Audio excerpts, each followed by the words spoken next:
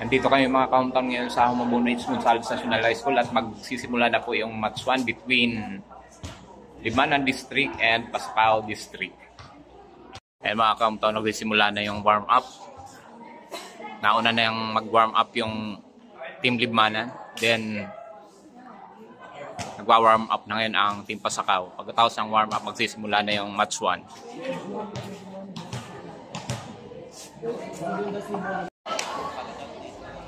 Ayan mga ka-hometown, ongoing na ang match between Pasacao and Limanan. At lumamang po yung Pasacao sa first set.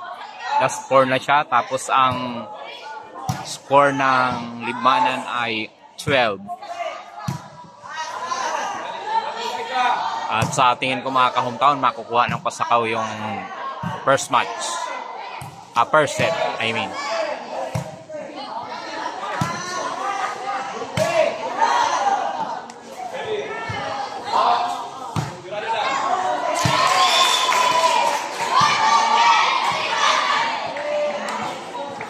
Last 3, Pasacao. Yung score ng Pasacao.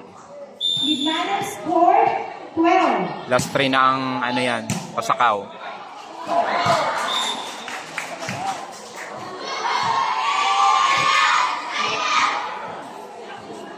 Okay, last 2, 23-12.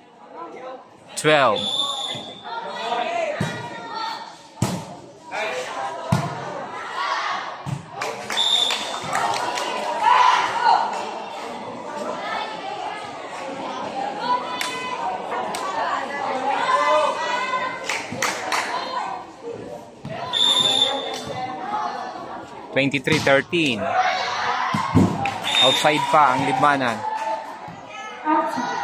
Set point for Pasacao District. Limanan 13.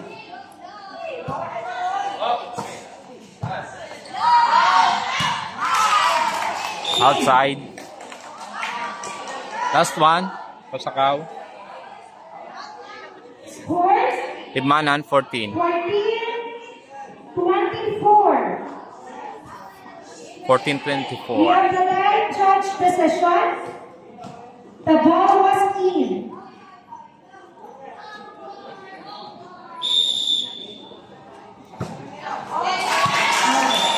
That ends Okay, the all. episode of match 1 played between Limanan and the final score of Okay, end of first set. 45-14. Ang panalo sa first set ang Pasacao District. Ang score ay 25-14. Balik tayo